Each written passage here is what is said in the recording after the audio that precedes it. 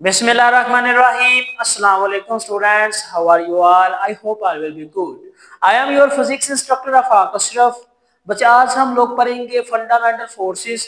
Last time हम लोगों ने डायनामिक्स वाला चैप्टर स्टार्ट किया था, चैप्टर नंबर 3 क्लास 9 का न्यू सिलेबस, जिसमें फोर्सेस के मुतालिक तो हम लोगों ने डील कर ली थी।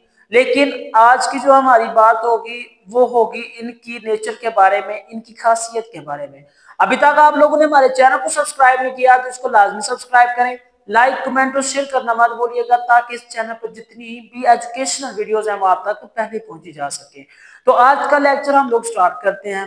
लास्ट टाइम हम लोगों ने नॉन कॉन्टैक्ट फोर्स में ग्रेविटेशनल फोर्स, इलेक्ट्रोमैग्नेटिक फोर्स, फिर न्यूक्लियर फोर्स और उसके अलावा हम लोगों ने वीक फोर्सेस के मतलब थोड़ा सा इशू पड़ा था कि उसमें कौन सी चीज कब और कहां पर हो रही है। आज उनके डिटेल में जाएंगे, हम लोग देखेंगे कि उनकी जो डिटेल वाइज इंफॉर्मेशन है उसमें उनके बारे में क्या नजरिया है, क्या ख्यालात है, क्या वजह है, उसको हम लोग डिस्कस करेंगे। सबसे पहले है आप लोगों का ग्रेविटेशनल फोर्स। ग्रेविटेशनल फोर्स में आप लोगों ने ये बात बड़ी क्लियरली डिस्कस करनी हुई है कि ये वो फोर्स होती है जो कि किसी भी ऑब्जेक्ट को अपने मरकज की तरफ अट्रैक्ट करती है, खींचती है। तो अगर इसकी ग्रेविटी से कोई ऊपर जा रहा है तो इसका मतलब ये उसको अट्रैक्ट करेगी, और at the highest point maximum जब वो हाइट पर चली जाएगी वो ऑब्जेक्ट दोबारा से क्या होगा, अपनी वेलोसिटी वहीं पर खत्म करते हुए नीचे ग्राउंड की तरफ आ जाएगा और वहां पर आकर दोबारा से अपने मरकज की तरफ अट्रैक्ट। और ये क्या है, ये आपके पास ग्रेविटेशनल की ही फोर्स है जो उसको एक खास हाइट से, खास फासले से दोबारा से नीचे की तरफ लेके आ रही है। It is the weakest force of all the forces. Actual में ये सबसे कमजोर फोर्स है जितनी भी हमारे पास फंडामेंटल फोर्सेस है। यहाँ पर जस्ट 4 का डिस्कस किया हुआ है उन्होंने। जो एक और इसकी कैटेगरी है वो है नेचुरल फोर्स। ठीक है, नेचुरल फोर्स, न्यूट्रल फोर्स, उसके मुतालिक तो यहाँ पर इस कैटेगरी में तो हम लोग नहीं करेंगे इंशाल्लाह। नेक्स्ट जो हमारे पास इसका लेवल होगा, आप लोगों की प्राइमरी क्लास है, ठीक है ना। प्राइमरी का मतलब कि आप लोगों का अभी स्टेप बाय स्टेप जो है ना शेड्यूल चेंज होना है। ये 9th क्लास है, सबसे पहला स्टेप है आप लोगों का। तो इसमें जस्ट बेसिक इन्फॉर्मेशन के बारे में हम लोग देखेंगे, फिर उसके बाद जो आपके लेवल स्टार्ट होंगे हायर सेकेंडरी लेवल, उसमें हम लोग इनके मतलब देखेंगे। तो ग्रेविटेशन की बात हो रही है। ग्रेविटेशन कौन सी फोर्स होती है? एक ऐसी फोर्स जो किसी भी ऑब्जेक्ट को अपने मरकज की तरफ अट्रैक्ट करती है, वो क्या कहलाती है? फोर्स ऑफ ग्रेविटी, या फिर ग्रेविटी की force. It is a weakest force of all the forces. ये तमाम फोर्सेस से ज्यादा कमजोर फोर्सेस है। It is the long range forces, लेकिन इसकी रेंज बहुत ज्यादा होती है। ये मिलियन किलोमीटर की दूरी पर जाने वाले ऑब्जेक्ट को भी अपनी तरफ अट्रैक्ट कर लेती है, इसकी इतनी ज्यादा रेंज होती है। तो ये उसकी डेफिनेशन से आप लोग बखूबी वाकिफ हैं। It is a force of attraction that attracts the object towards its centre. ये एक ऐसी फोर्स है जो किसी भी ऑब्जेक्ट को अपने सेंटर की तरफ अट्रैक्ट करती है। ये इट इज अ 10 टाइम्स 10 की power 40 times weaker then strong nuclear forces. सबसे ज्यादा जो स्ट्रॉन्ग फोर्सेस है वो न्यूक्लियर फोर्सेस है, और ये न्यूक्लियर फोर्स से कितने गुना कमजोर है? 40 गुना कमजोर होती है। कितने गुना? 40 गुना कमजोर फोर्स होती है। It is a long range force, it extends to the long range infinite. ये इतनी ज्यादा लॉन्ग रेंज की होती है कि ये इनफिनिटी के पॉइंट पर पहुंचे हुए ऑब्जेक्ट को भी दोबारा नीचे बुला सकती है, यानी कि ट्रैक कर सकती है। देखें, अगर आप लोग यहाँ पर एक ऑब्जेक्ट है ना, यहाँ पर, तो इसको उठाकर यहाँ पर लेके आना, एट हाईएस्ट पॉइंट यहाँ पर इसकी जो वेलोसिटी होगी वो मिनिमम हो जाएगी और आहिस्ता से क्या होगा, खत्म हो जाएगी। फिर ये चीज दोबारा से क्या होगी, फॉल डाउन करेगी नीचे की तरफ, और दोबारा से क्या होगा, ये ग्रेविटी के करीब आ जाएगी और इस तरह ये उसको अट्रैक्ट कर लेगी। ये थी ग्रेविटेशन की फोर्स। दूसरे नंबर पर है इलेक्ट्रोमैग्नेट फोर्स। क्या है? Electromagnet force. इलेक्ट्रो, इलेक्ट्रिसिटी यानी चार्जेस की बिना पर जो फोर्स होती है उसको इलेक्ट्रो कहते हैं, इलेक्ट्रिसिटी। और मैग्नेट, मैग्नेट मकनातीसी अट्रैक्शन की वजह से, और इन दोनों के कॉम्बिनेशन को इलेक्ट्रोमैग्नेटिक कहते हैं। क्या कहते हैं इसको? Electromagnetic. This is the force among the charge particles. ये चार्ज पार्टिकल्स के दरमियान होने वाली एक फोर्स है। It is 100 times weaker then strong nuclear force. ये न्यूक्लियर फोर्स जो ताकतवर मजबूत तरीन स्ट्रॉन्ग न्यूक्लियर फोर्सों से 100 गुना कमजोर होती है। It is also a long range force, ये भी एक लॉन्ग रेंज वाली फोर्स है, काफी ज्यादा इसकी रेंज होती है। It is the force that causes the interaction between the electrically charge particle, ये इलेक्ट्रिकली चार्ज पार्टिकल्स को आपस में अट्रैक्ट करवाने, इंटरेक्ट करवाने के में मददगार साबित होती है। Two forces electro and magnet, these forces cause are the chemical reactions, ये सब के सब जितने भी केमिकल रिएक्शंस हैं उनमें मौजूद होती है। It binds the atoms molecules and crystals, ये एटम्स मॉलिक्यूल्स और क्रिस्टल्स यानी क्रिस्टलाइन शक्ल को आपस में बाइंड, पकड़े रखे, जोड़े रखने के जिम्मेदार होती है। एट मैक्रोस्कोपिक लेवल, बहुत बड़े पैमाने पर। It is possible cause of the friction, यहाँ वहां पर मुमकिन तौर पर फ्रिक्शन का भी इस्तेमाल हो सकता है या फ्रिक्शन की वजह से भी ये हो सकती है। And between the different surface of the relative motion, relative motions करते हुए अजसाम के दरमियान ये मुख्तलिफ जगहों पर वाक़या हो सकती है। अभी तक जो आपने इलेक्ट्रोमैग्नेटिक फोर्स पढ़ी है उसमें ये पॉइंट्स पढ़े हैं कि ये भी न्यूक्लियर फोर्सेस से कमजोर होती है, 100 गुना कमजोर होती है। ये तीसरी जो आपने चीज पढ़ी है वो ये है कि इलेक्ट्रिकली चार्ज पार्टिकल्स के दरमियान में ये फोर्स होती है। फिर आप लोगों ने पढ़ा जितने भी केमिकल रिएक्शंस हो रहे हैं उन सब में न्यूक्लियर फोर्स पाई जाती है। पांचवें नंबर पर जो आपने पॉइंट पढ़ा वो ये पढ़ा है कि ये मुख्तलिफ किस्म के पार्टिकल्स यानी एटम्स, मॉलिक्यूल्स और क्रिस्टलाइन शक्ल को एक शक्ल में रखने के लिए रिस्पॉन्सिबल होती है, उसकी जिम्मेदार होती है। बड़े पैमाने पर अगर इसके मतलब देखा जाए तो ये मुख्तलिफ रिलेटिव मोशंस करते हुए शाम की फ्रिक्शन की वजह से भी पैदा हो सकती है, उस वजह से भी बन सकती है। ये है आप लोगों का इलेक्ट्रोमैग्नेटिक फोर्स। तीसरे नंबर पर जो सबसे हैवी फोर्स है वो आपकी स्ट्रॉन्ग न्यूक्लियर फोर्सेस। कौन सी फोर्स है? Strong nuclear force. Strong nuclear force में क्या होता है? It is the force which bounds the nucleus to form the nucleus, which bonds the nucleons to form the nucleus, ये न्यूक्लियस को bound करती है ताकि एक कंप्लीट न्यूक्लियस बन सके।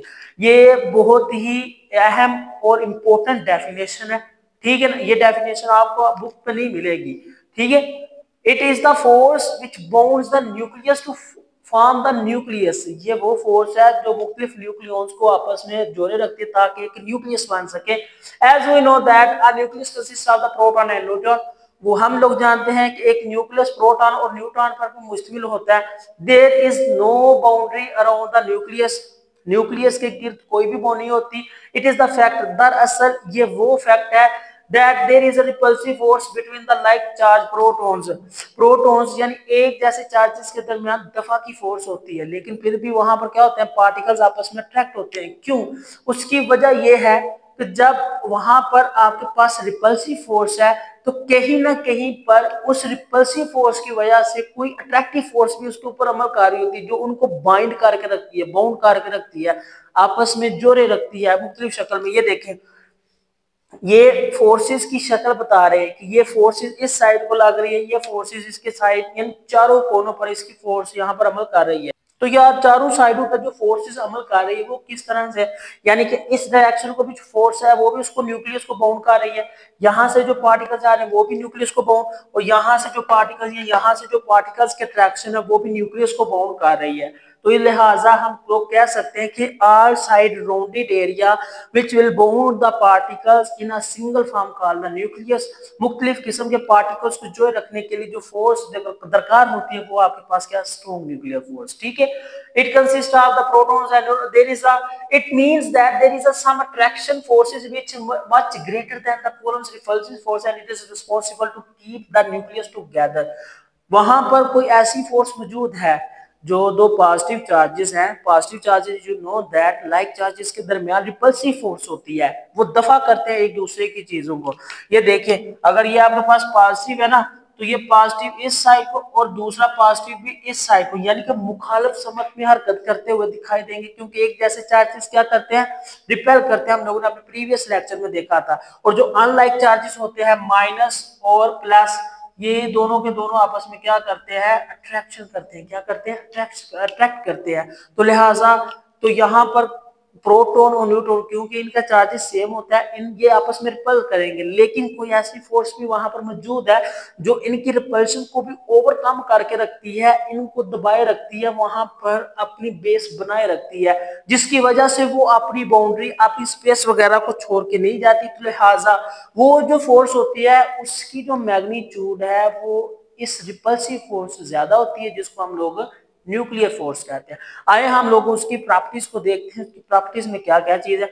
न्यूक्लियर फोर्सेस आर, जो न्यूक्लियर फोर्सेस होती हैं वो होती हैं strongest of all the forces, तमाम फोर्सेस से ज्यादा ताकतवर होती हैं। Short range forces having the range 10 power minus 15 metre approximately.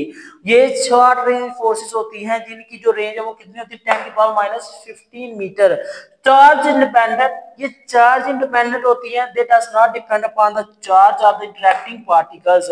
Particles के आपस में इंटरेक्शन की वजह से ये वाले जो पार्टिकल्स होते हैं वो डिपेंडेंट नहीं होते।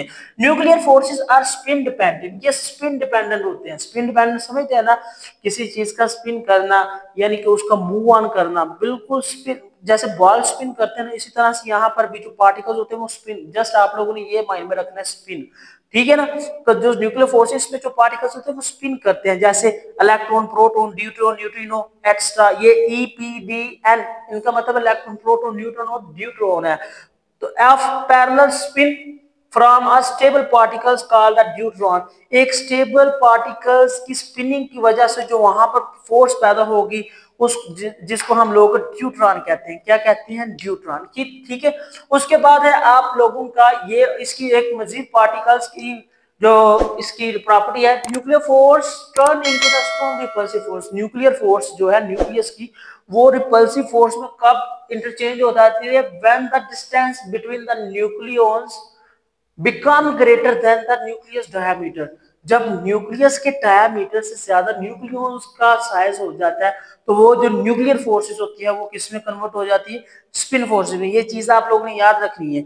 जब न्यूक्लियर फोर्सेस स्पिन फोर्सेस में होती है तो इसका मतलब क्या होता है कि जो न्यूक्लियस है उनका जो साइज है वो न्यूक्लियस के डायमीटर से ज्यादा हो गया। तो इसको हम लोग इस तरह से भी डिफाइन कर सकते हैं, it is strongest force of all the forces particles are involved in this interaction। इस इंटरेक्शन में जितने भी पार्टिकल्स कॉन्स्टिट्यूट किए जाएंगे, जमा किए जाएंगे, उन सब को एक ही बॉन्ड की शक्ल में रखने वाली जो फोर्स है उसको हम लोग स्ट्रॉन्गेस्ट फोर्स यानी स्ट्रॉन्ग न्यूक्लियर फोर्स कहेंगे। और ये किसमें ज्यादातर होता है? हाइड्रोन्स में। हाइड्रोन्स एक बड़ा पार्टिकल है, ठीक है ना, इसके बारे में हम लोग देखेंगे इंशाल्लाह। फोर्थ वाली जो कैटेगरी है वो है आप लोगों की वीक न्यूक्लियर फोर्स। क्या है? वीक न्यूक्लियर फोर्स, कमजोर तरीन न्यूक्लियर फोर्सेस है। जितनी भी अभी तक हम लोगों ने फोर्सेस पढ़ी हैं उन सबसे ज्यादा जो वीकेस्ट है वो ये वाली है। ये असल में कहां पर होती है? ये बीटा डिके में होती है, यानी कि न्यूट्रॉन्स और पॉजिट्रॉन, जब न्यूट्रॉन और प्रोटॉन आपस में मिलते हैं तो उनके नतीजे में छोटे छोटे पार्टिकल्स भी अलग हो जाते हैं और वो बीटा डिके कहलाती है। क्या कहलाती है? Beta decay. और वो जो पार्टिकल्स डिके करके जाएंगे मे बी वो एंटीन्यू में भी हो सकते हैं और दूसरे छोटे पार्टिकल्स पॉजिट्रिनो भी हो सकते हैं, न्यूट्रिनो भी हो सकते हैं, as the dependent upon the reaction. Reaction कहां पर हो रहा है उसमें पार्टिकल्स की जो इन्वॉल्वमेंट में वो क्या है वो इस पर डिपेंड करती है। It is responsible for the beta decay. It is 10-30 times weaker than the strong nuclear force. ये strong nuclear force 10 की पावर 13 गुना कम होती है। In which a neutron transforms into the proton। जब एक न्यूट्रॉन प्रोटॉन में transfer हो जाता है ये वाली फोर्स वहां पर मौजूद होती है। In this process of beta particles and uncharge particles called antineutrino are emitted. इस तरीके में, इस प्रोसेस में जो दो पार्टिकल्स एमिट होते हैं, एक को हम लोग क्या कहते हैं? एक को बीटा पार्टिकल्स और दूसरे को अनचार्ज यानी न्यूट्रल पार्टिकल्स यानी एंटी न्यूट्रिनो कहते हैं। एंटी न्यूट्रिनो ये भी छोटा पार्टिकल्स है न्यूट्रॉन का। It is stronger than gravitational force but weaker than electromagnetic forces। It is short range force of 10 power minus 17 times। ये 10 की power minus 17 times long range होती है, मतलब इसकी जो रेंज होती है वहां तक होती है 10⁻⁻17 तक। और मजीद ये कि ये ग्रेविटेशनल फोर्स से ज्यादा स्ट्रॉन्ग होती है लेकिन इलेक्ट्रोमैग्नेटिक फोर्स से कम स्ट्रॉन्ग होती है। ये देखिए यहाँ पर मुख्तलिफ किस्म के पार्टिकल्स हैं जिसमें मैंने एक को प्रोटॉन कहा दिया, दूसरे को इलेक्ट्रॉन कहा दिया, और फिर उसी डायरेक्शन में न्यूट्रॉन है और एंटी न्यूट्रिनो भी है। यानी न्यूट्रॉन का छोटा पार्टिकल्स भी उसी, जब मुख्तलिफ किस्म के पार्टिकल्स आपस में टकराएंगे तो उनके टकराने से जो वहां पर मिशन होगी वो हमें पता है एंटी न्यूट्रॉन, और एक अनचार्ज पार्टिकल्स वहां पर डिस्चार्ज होगा, और उस वजह से जो आपके पास फोर्स बनेगी वो कौन सी बनेगी, वो वीक न्यूक्लियर फोर्सेस बनेगी। कौन सी फोर्स बनेगी? Weak nuclear forces. तो ये था बच्चे आज का आप लोगों का टॉपिक जिसमें हम लोगों ने मुख्तलिफ किस्म की फोर्सेस के बारे में बताया जिनको हमने फंडामेंटल फोर्सेस का नाम दिया। ठीक है ना। ये देखिए इसकी 4 कैटेगरी थी, बेसिकली 5 है लेकिन आपके सिलेबस में सिर्फ 4 ही है। Fundamental force, fundamental of the forces, जो इनकी बुनियादी इकाई है फोर्सेस की। आई होप आप लोगों को अंडरस्टैंडिंग होगी। अगर किसी चीज की समझ ना आई तो आपने कमेंट सेक्शन में लाजमी बताना है, इंशाल्लाह आप लोगों के क्वेश्चन का आंसर दिया जाएगा। अभी तक आप लोगों ने हमारे चैनल को सब्सक्राइब नहीं किया तो इसको लाजमी सब्सक्राइब करें, लाइक कमेंट शेयर करना मत भूलिएगा ताकि इस चैनल पर जितनी भी एजुकेशनल वीडियोस हैं वो आप तक पहले पहुंची जा सके। मुझे दे इजाजत, इंशाल्लाह नेक्स्ट लेक्चर में नेक्स्ट टॉपिक के साथ दोबारा से हाजिर होंगे। अल्लाह हाफिज।